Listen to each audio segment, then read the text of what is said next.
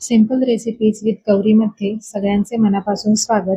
आज आपण रामनवमी विशेष पारंपरिक पण पौष्टिक असा प्रसाद गव्हाच्या पिठाची पंजिरी बनवणार आहोत. तर सुरुवात करूया रेसिपीला.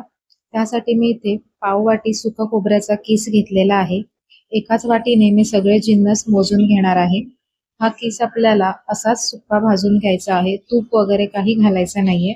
मंद गॅसवर 4 ते 5 मिनिटं एकसारखं परतून छान असा गुलाबी सोनेरी रंगावरती हा किस मी परतून घेतलेला आहे. तो एका डिशमध्ये काढून घ्यायचा आहे. आता याच कढईमध्ये जे वाटीचं माप घेतलं आहे त्याच वाटीने पाव वाटी तूप आहे. हे 5 चमचे मी तूप घेतलं आहे. त्या वाटीने पाव वाटी इतकं हे तूप भरलेलं आहे. तर तूप सुद्धा आपल्याला छान गरम करून घ्यायचं आहे आधी. आणि यामध्ये त्याच वाटीने मी 1/4 वाटी गव्हाचं पीठ घेतलेलं आहे. मंद गॅसवरती आपल्याला हे पीठ छान खरपूस असं भाजून घ्यायचं आहे. गॅसची फ्लेम कुठेही आपल्याला फास्ट करायची नाहीये. पीठ पूर्ण सोनेरी रंगावरती येईपर्यंत मंद गॅसवरच भाजायचं आहे. सुरुवातीला या पिठाच्या थोड्या गुठळ्या होतात, पण जसं जसं पीठ भाजलं जातं तसं तसं गुठळ्या सुद्धा व्यवस्थित मोडल्या जातात.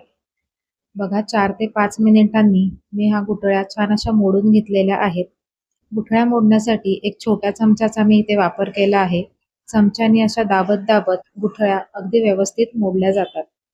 तर 3 ते 4 मिनिटांनी हे पीठ असं या रंगावरती आलेलं आहे. यामध्ये आता आपल्याला घालायचे आहेत ड्रायफ्रुट्स. तुम्ही सुरुवातीला सुद्धा ड्रायफ्रुट्स तळून घेऊ शकता, पण ह्याची काही गरज लागत नाही. पिठासोबतच तुम्ही ड्रायफ्रुट्स जरी भाजलेत तरी ते अगदी छान भाजले जातात. वेगळे भाजायची गरज पडत नाही. तर थोड्या वेळाने आणखीन 2 ते 3 मिनिटांनी यामध्ये मी मनुके घातलेले आहेत. कारण मनुके लगेच फुलले जातात. खूप जास्त वेळ जर आपण ते परतले तर ते करपले जातात. त्यामुळे शेवटचे जेव्हा 2-3 मिनिटं राहतात तेव्हा हे मनुके घालायचे आहेत. तर बघा मनुके घालून मी आणखीन 4-5 मिनिटं हे पीठ परतून घेतलं आहे. मनुके सुद्धा अगदी छान फुलले गेलेले आहेत. 1-2 मिनिटं अजून हे पीठ असंच परतून घ्यायचंय. पीठ सुद्धा तुम्ही बघू शकता छान असं सुटसुटीत भाजलं गेलेलं आहे. अजिबात तुपकट वगैरे झालेलं नाहीये.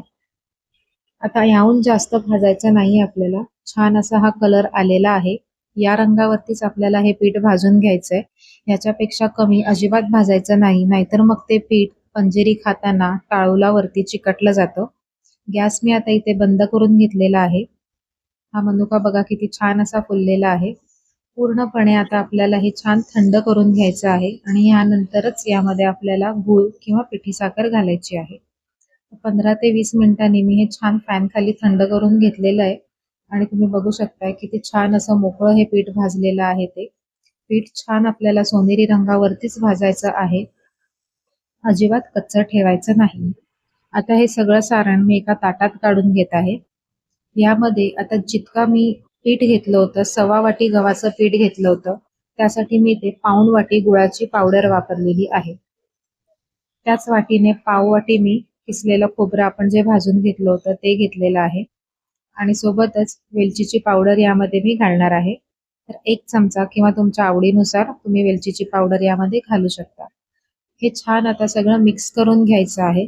इथे एक टिप मी तुम्हाला सांगेन की खोबऱ्याचं प्रमाण थोडं तुम्ही जास्त घेतलं तर चांगलं होईल. कारण की हे फक्त पीठ आणि थोडेसे ड्रायफ्रुट्स असल्यामुळे खाताना पीठ जास्त लागतं. त्यामुळे तुम्ही जेवढं पीठ घेणार असाल तर त्याच समान हिशोबाने तुम्ही खोबरं घेतलं तरी सुद्धा चालेल. म्हणजे 1 वाटी पिठासाठी 1 वाटी खोबऱ्याचं किस घेतलं तरी सुद्धा हा छान सुरसुरीत असा हा तयार होईल. मी सुद्धा हा पहिल्यांदाच बनवला आहे पंजिरीचा प्रसाद, म्हणून मला एवढी आयडिया नव्हती. पण मला असं खाताना वाटलं की खोबऱ्याचं प्रमाण जर जास्त असतं तर अजून चांगलं लागलं असतं. तर आपला हा छान असा रामनवमीचा पारंपरिक पौष्टिक पदार्थ तयार झालेला आहे. तर हा प्रसाद तुम्ही सुद्धा रामनवमीला नक्की बनवा. घरच्या लहान मुलांसाठी, मोठ्या माणसांसाठी, अगदी वयस्कर माणसांसाठी सुद्धा खूप पौष्टिक असा आहे. तुमच्याकडे रामनवमीला काय नैवेद्य दाखवला जातो हे सुद्धा कमेंट करून नक्की कळवा. रेसिपी आवडली असेल तर लाईक करा, शेअर करा आणि अशाच सिंपल आणि सोप्या रेसिपीज बघण्यासाठी सिंपल रेसिपीज विथ गौरी या चॅनलला सबस्क्राईब करून बेल आयकॉन सुद्धा प्रेस करा. पुन्हा भेटूया नवीन रेसिपी सोबत. नमस्कार.